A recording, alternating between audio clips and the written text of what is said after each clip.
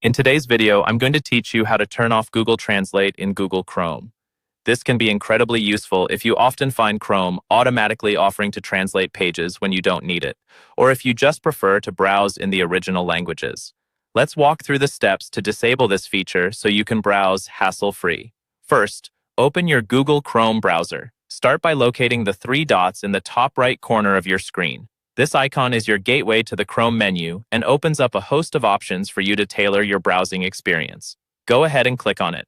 Next, from the drop-down menu that appears, find and select Settings. This will lead you to the main settings page where you can adjust various aspects of Chrome to better fit your preferences. It's like the command center for your browser, where you can customize and control how Chrome behaves. Once you're in the settings area, focus your attention on the left sidebar. Here, you will see a list of categories that house different options. Look for languages. If you are having trouble navigating through the sidebar, you can also directly type in the address bar, chrome/settings/languages. Press Enter, and you will be directed to the Languages Settings page. This is where you have the authority to manage language preferences and translation settings for your browser. Now, the next step is crucial.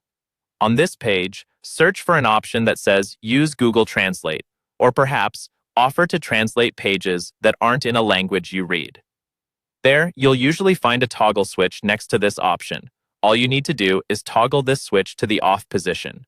This action will effectively disable Google Translate's automatic translation prompt, giving you a smoother browsing experience if you prefer using the web in its original languages.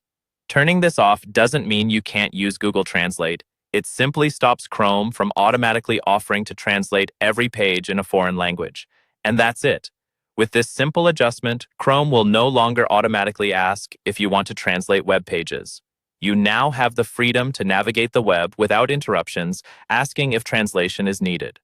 Remember, if you ever want to reverse this setting and bring back the prompts, you can always follow these steps and toggle the setting back on.